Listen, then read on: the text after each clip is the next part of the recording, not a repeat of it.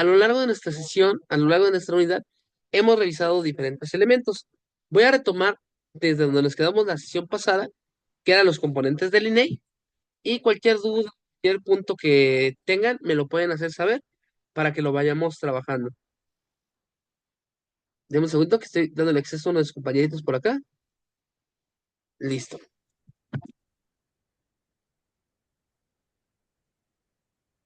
Ahora sí, empezamos.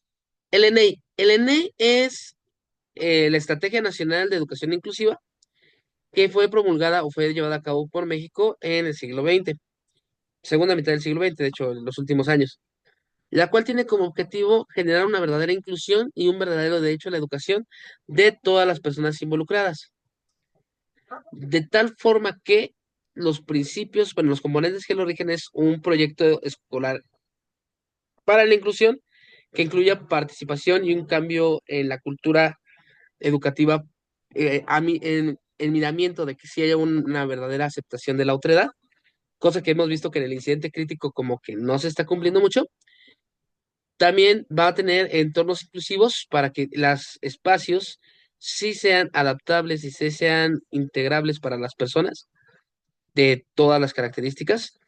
También estrategias que permitan una evaluación más inclusiva y diferenciada, una estructura y un programa presupuestal óptimo para tener estos elementos, porque si quiero tener instalaciones óptimas y no tengo el presupuesto para hacerlo, pues se complica un poco la cosa. Entonces, por eso vamos a tener estos elementos. Permítanme, se me movió el micrófono. Ya está. Y bueno, también tenemos la gobernanza, que la forma de gobierno priorice una educación inclusiva en todos los órdenes a nivel municipal, estatal y federal. Para ello, el ENEI se va a guiar por los siguientes principios. Son principios que ya hemos visto a lo largo de la asignatura, entonces voy a ir un poquito, no rápido, pero los voy a empezar a avanzar. Cualquier duda me van indicando. ¿Qué es un principio? Un principio es una norma implícita que guía el desenvolvimiento de una acción. En este caso, ¿qué principios tienen que regir la educación inclusiva en México? La autonomía progresiva. ¿Qué es esto de autonomía progresiva? No hacer todo por la persona, no hacer todo por la persona, porque esto lo único que provocaría sería que no tuviera autonomía, pero tampoco abandonarlo a su libre arbitrio, a su propia decisión. Perdón, estaba como muy brilloso ya. A su decisión, sino acompañarlo en un proceso progresivo hasta que ya tenga la capacidad de valerse por sí mismo. Cosa que de hecho hacemos de forma regular todos. No es que tenga un recién nacido y lo aviente a la naturaleza y a ver qué hace. No, sino que tengo un recién nacido y lo tengo que apoyar, formar hasta que se pueda valer por sí mismo. Pues este mismo proceso hay que llevarlo a cabo con todas las personas para que se lleve a cabo una verdadera inclusión. Tiene que existir una corresponsabilidad. Esta palabra que está medio extraña, ¿alguien sabe qué significa la corresponsabilidad o a qué se refiere? Piénsenlo, piénsenlo.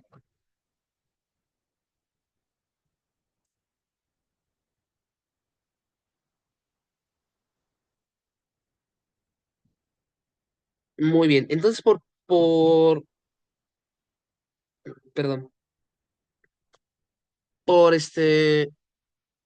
ya, por, por corresponsabilidad nos referimos a una responsabilidad compartida. Es decir, que no solamente vamos a culpar al estudiante por sus problemas, lo cual se podría reflejar un poquito en las necesidades especiales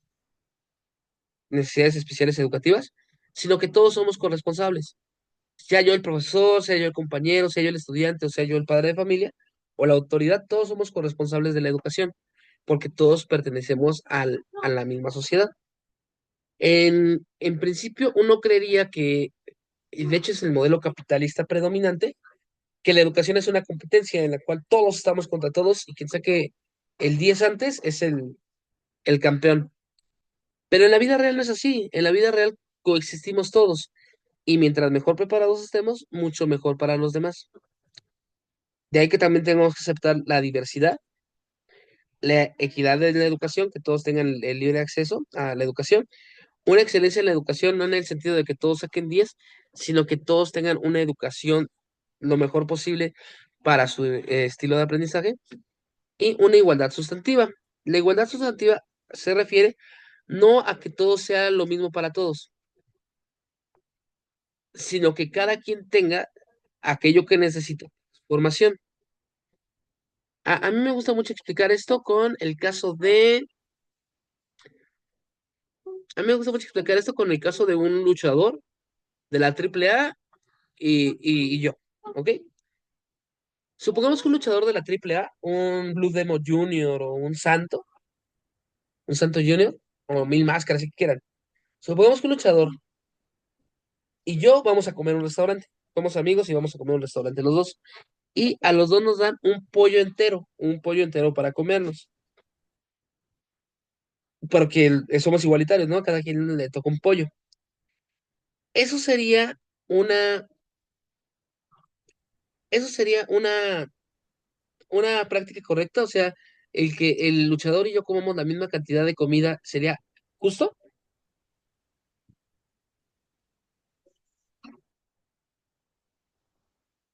No, ¿Por qué no?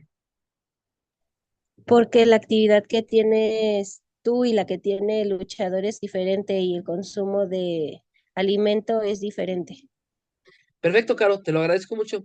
Sí, efectivamente, o sea, lo que yo requiero de índice calórico o de calorías es muy, muy inferior al de un luchador, porque yo tengo una vida bastante sedentaria.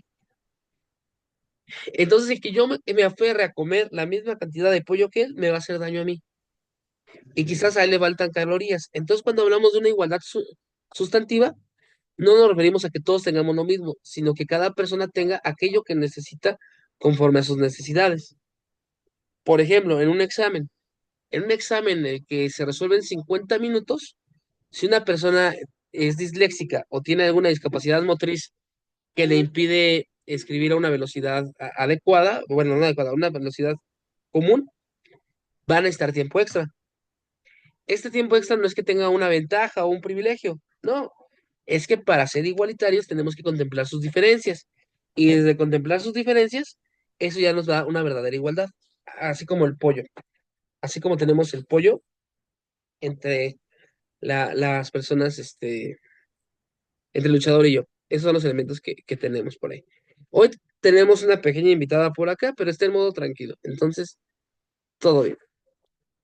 Aparte de estos principios rectores, también tenemos otros principios rectores, como lo son la inclusión, es decir, no solamente el aceptar, sino el incluir e integrar a las personas con diferencias en los grupos sociales, inclusión educativa, bueno, es esto, pero más particular, interculturalidad, que se acepten las diferencias culturales.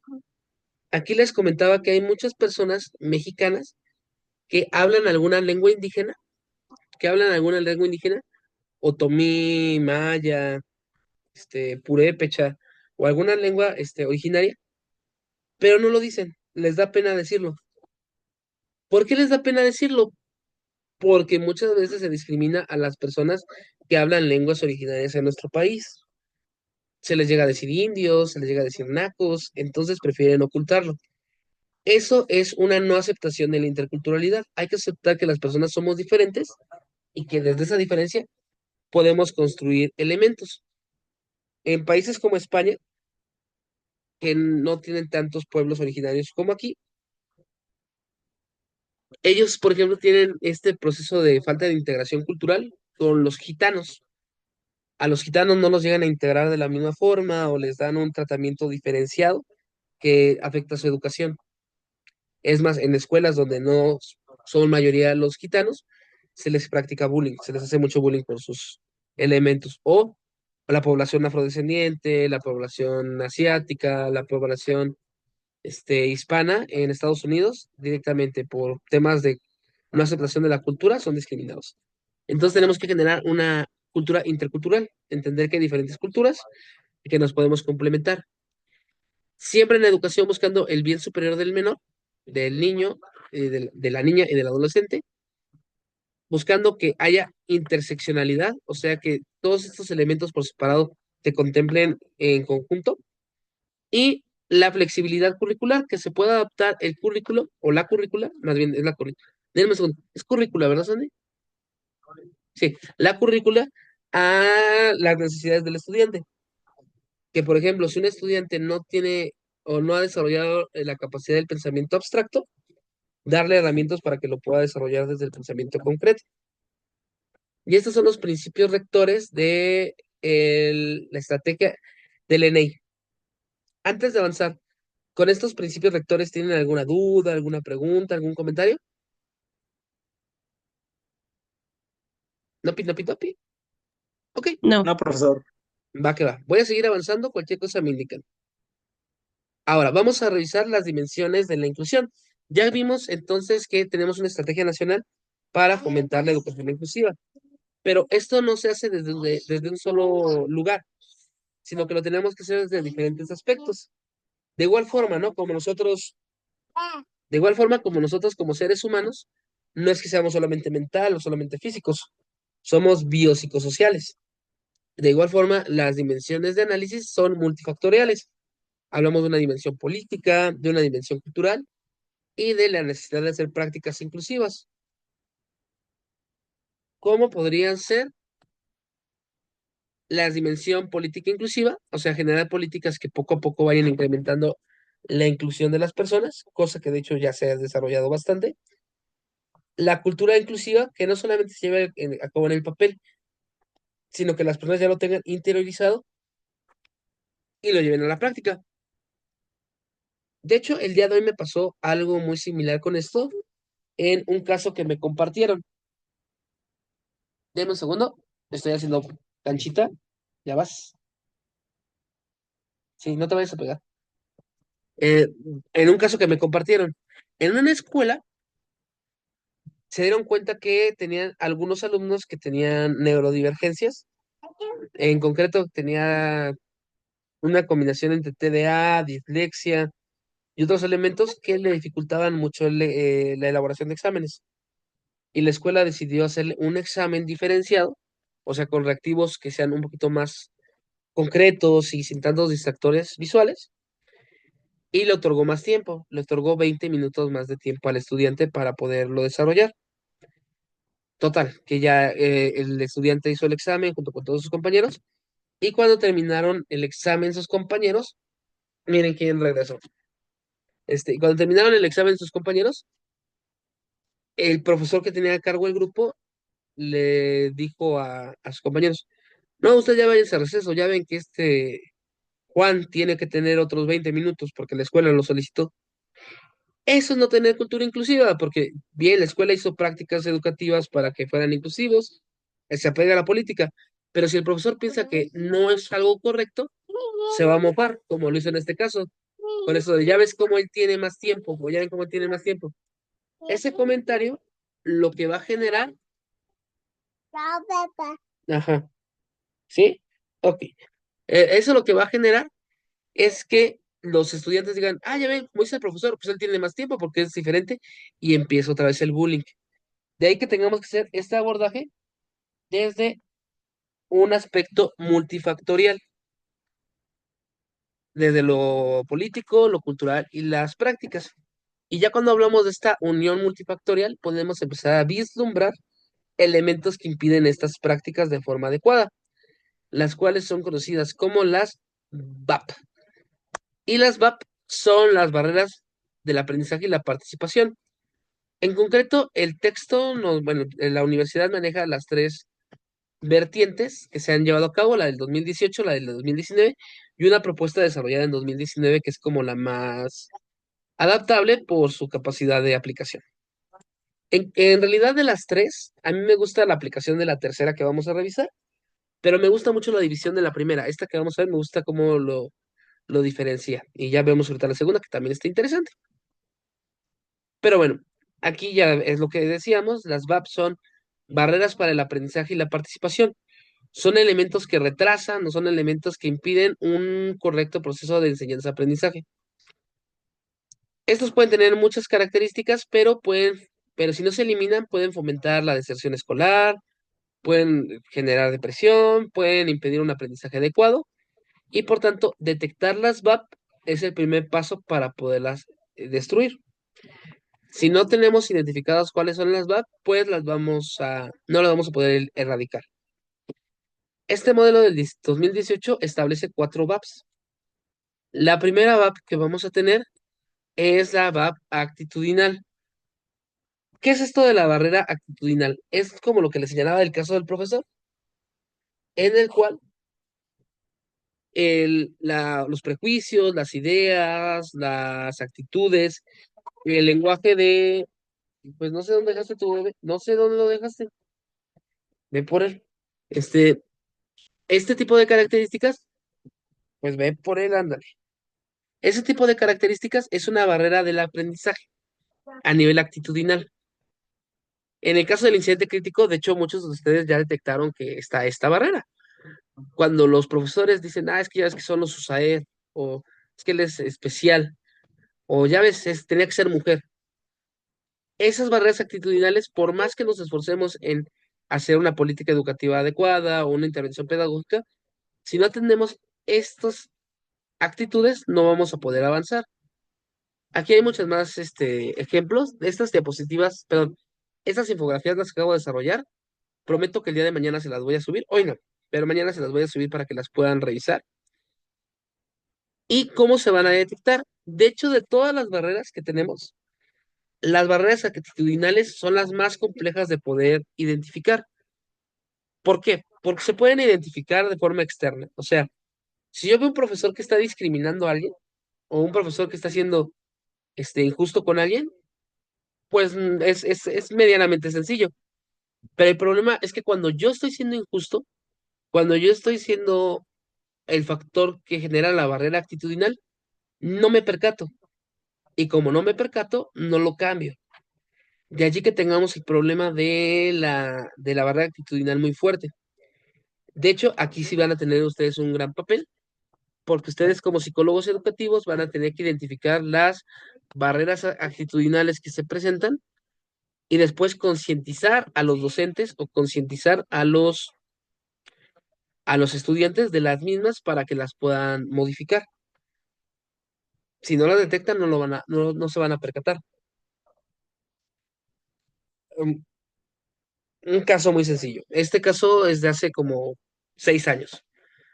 Hace 6 años en otra escuela, una estudiante me comentó un estudiante, ¿sí se da cuenta que todos los alumnos favoritos que tiene por grupo en esta escuela, todos son varones y todos son caucásicos? Y yo le dije, no, no es cierto, o sea, yo los trato a todos por igual, no, no, no tengo ninguna preferencia, no, no es verdad. Pero luego revisando, me di cuenta que efectivamente, que cada grupo que tenía le daba más visibilidad y más participaciones a los varones que a las mujeres. Y había mujeres muy inteligentes en esos grupos, pero que yo le daba más prioridad a los hombres. Era porque yo tenía una actitud machista interiorizada sin darme cuenta, la cual era que los hombres tenían mayor voto y mayor participación en una clase, porque fui educado así. Pero lo tenía tan interiorizado que no me daba cuenta. Tuve que tener una intervención externa para para poderme percatar. Y ya después tuve cursos de concientización y otras cosas para hacerlo, pero esta es la barrera actitudinal. Hay otro tipo de barreras, como tenemos la barrera estructural. La barrera estructural se refiere a los elementos físicos de la infraestructura que dificultan la inclusión y la participación en el ambiente educativo.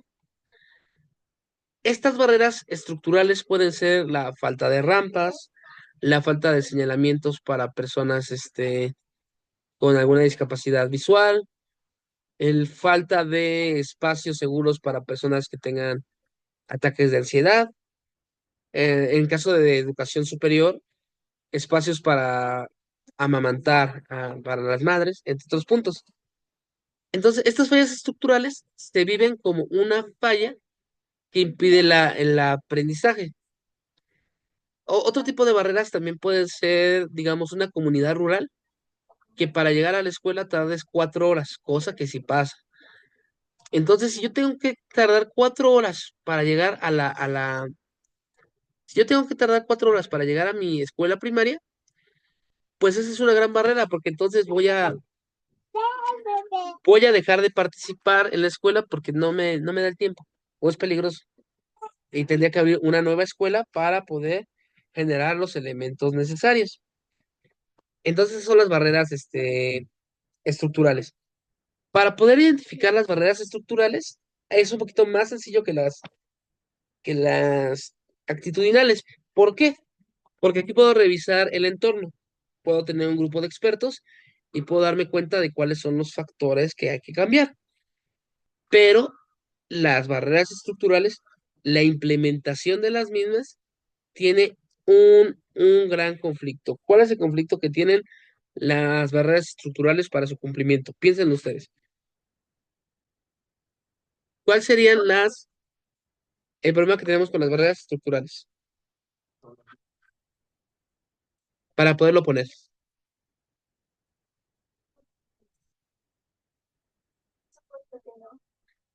Es algo muy sencillo y a la vez muy triste. El presupuesto. El presupuesto, porque hablar de poner una rampa, poner un señalamiento, hacer un salón, hacer una nueva escuela, requiere recursos. Y en un país que tiene recursos limitados como México, en realidad casi cualquier país, hay que aprender a lidiar con los problemas presupuestales que tenemos. ¿Qué más sería padre que todas las escuelas tuvieran computadoras, rampas, señalamientos, que sea lo idóneo? Pero en la práctica eso no se va a cumplir en el mediano plazo porque tenemos problemas financieros. Entonces hay que aprender a priorizar qué cosas sí y qué cosas no en la barrera estructural para poderlo establecer. ¿Y cómo lo podemos transformar? Bueno, eliminando poco a poco las barreras arquitectónicas, buscando alternativas de construcción, ofrecer algún recurso diverso, etcétera. Por ejemplo, me detengo tantito. ¿Saben ustedes cómo puede leerse un PDF de forma automática?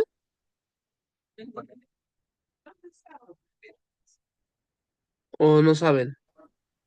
Yo no, profesor.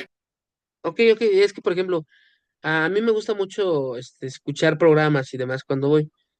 De hecho, dentro de muy poquito, unos 2 años, ya van a haber programas que sus textos los hacen en podcast y va a estar padre. Pero en lo que pasa eso, miren, este es Adobe Reader, que es como el lector de documentos que viene de cajón en todas las máquinas.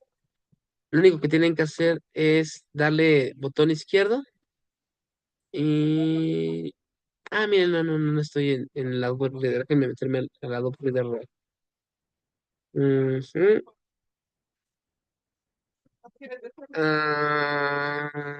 Forma de alta, formato, Scandia. Estoy buscando un documento que sí se pueda leer. Por ejemplo, esta actividad de uno de sus compañeros. Lo abren en su computadora, aquí es donde dice abrir con Adobe Acrobat, y ya que abrió, ahora sí le damos botón izquierdo, y aquí dice firmar, solicitar, eliminar, agregar imagen, editar, comentario, abrir resumen generativo, abrir esta en teoría. No, no está acá. Entonces es en... miren, creo que ya les voy a quedar mal, pero es que aquí hay un botón que directamente lo lee, pero ahorita no me está apareciendo. Déjame un segundo, no tardo nada. Es que es aquí, no, lo hice en la mañana, a ver, es aquí, y es en abrir asistente, no, abrir resumen, no, déjame ver por acá.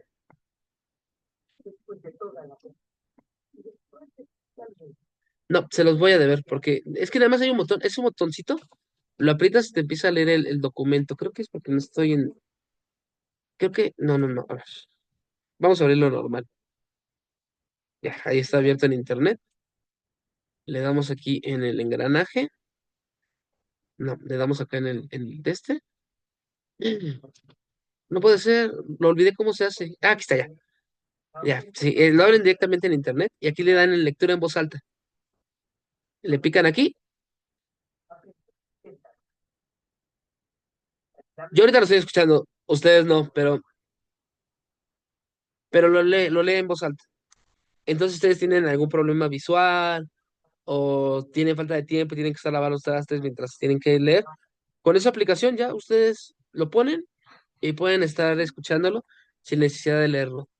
Eso, por ejemplo, es una adaptación que se generó en una computadora, pero puede ayudar a tener un recurso diferente para evitar esa barrera estructural de la falta de recursos.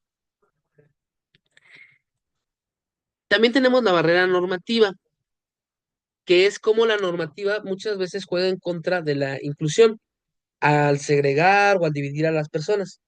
En el caso de México, esta barrera normativa en realidad no es tan grande. Tenemos bastante normativa en torno a derechos humanos, en torno a educación que nos permite que lo llevemos a la práctica, es otra cosa. Y de hecho, aquí el verdadero problema sería analizar la normativa vigente y ver si se está aplicando. Hay algunas escuelas que rechazan a sus estudiantes por cuestiones de género o por cuestiones raciales y si lo están haciendo se pueden llevar hasta una demanda. ¿Y cómo se va a transformar? Pues modificando la normativa o buscando su aplicación. Y por último tenemos las barreras didácticas. Las barreras didácticas son todas aquellas que surgen por las prácticas de enseñanza-aprendizaje llevadas a cabo en el aula por el docente. Y puede ser que estas barreras didácticas el profesor no se dé cuenta, pero las esté generando. Supongamos que tenemos un profesor muy bueno, que le encantan los concursos, le encanta las olimpiadas de geografía, las olimpiadas de español, etcétera. Pero si se enfoca tanto en esos temas, puede decir, no me puedo atrasar con los estudiantes que no están entendiendo y voy a seguir adelante. Y aunque él piensa que está siendo un excelente profesor porque está ganando concursos, en realidad él está poniendo una barrera de aprendizaje muy fuerte a otras personas. O un profesor que diga, es que solamente se aprende de esta forma, y si tú no lo aprendes así, pues estás fuera, también está impidiendo el aprendizaje de otras personas que aprenden de forma diferente. De ahí que tengamos que hacer una identificación de cuáles son los obstáculos de la docencia del profesor y desde ahí darle elementos para que transforme su docencia. Para eso ustedes van a poder hacer a través de observación activa de las clases, cuestionarios a los estudiantes, entre otros factores. Pero bueno, estas son las características de la primera generación de las VAP del 2018. Ahora vamos a empezar a revisar la propuesta del 2019. Esta propuesta del 2019 se da con los cambios de la política educativa y también con los cambios del gobierno que tuvimos en 2019. Ya saben qué cambio, el del gobierno de PRI por Morena. Y dentro de este cambio, pues también se dieron un cambio en las VAP. Ahora las VAP se van a concentrar en tres, que son las actitudinales, las pedagógicas y las organizativas. Y aquí ya no solamente están así como separaditas, sino que ya están como fusionadas para darle un mejor sentido a las VAP. Entonces, por ejemplo, las actitudinales van a referirse a todas las creencias, prejuicios, estereotipos y prácticas discriminatorias que afectan a la persona. Bueno, al estudiante. Las pedagogías son todos los procesos de enseñanza y aprendizaje, creación de currículum, creación de normativas que afectan al estudiante. Y las organizativas, que son todas las prácticas y estructuras de institucionales que afectan. Esto ya está mezclando elementos y para que se vea más sencillo, no más sencillo, pero más en extenso, ¿cuál fue el gran cambio? En el material de estudio, en el material de estudio de su, perdón, en el material de estudio de la unidad número 3 va a haber una descripción muy detallada sobre indicadores que pueden fungir como elementos de estas tres dimensiones. Miren, aquí está. Aquí tenemos prácticas, políticas, actitudes. Por ejemplo, los elementos actitudinales serían apatía, rechazo, indiferencia, desinterés, discriminación, falta de comunicación entre actores. Y aquí vemos cómo ya no solamente habla sobre una actitud personal, sino ya también falta de comunicación entre actores o exclusión o discriminación, que ya tienen otros elementos como normativos y de derechos incluidos. Entonces se van a fusionar. Esta tablita, préstenle mucha atención y denle una leída con detenimiento, porque si queremos hacer un verdadero cambio estructural, necesitamos tener indicadores que nos permitan medir y captar los elementos. Sobre estos sentidos, vamos a revisar. A ver, Pregunta para todos los que están aquí presentes. Levante la mano virtual o la mano real. ¿Quién de ustedes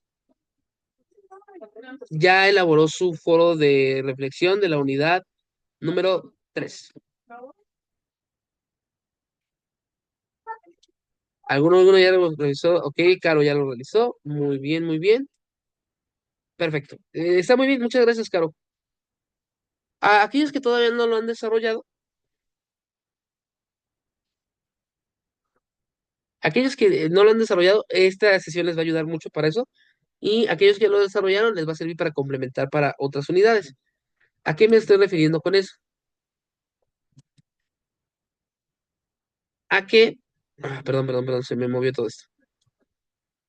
A que vamos a revisar dentro de las VAP una estrategia de inclusión a través de, esta es la otra propuesta, a través de marcar índices y dimensiones que permitan la inclusión. Pero miren, son las 9:07 y me marca que faltan 7 minutos para que acabe esta sesión. Por tanto, vamos a cortarle aquí y vamos a volver a entrar con el mismo enlace inmediatamente para que no quede cortado ese tema. Entonces vamos a volver a entrar al siguiente punto, ¿ok? Nos vemos en un segundito. Bye bye.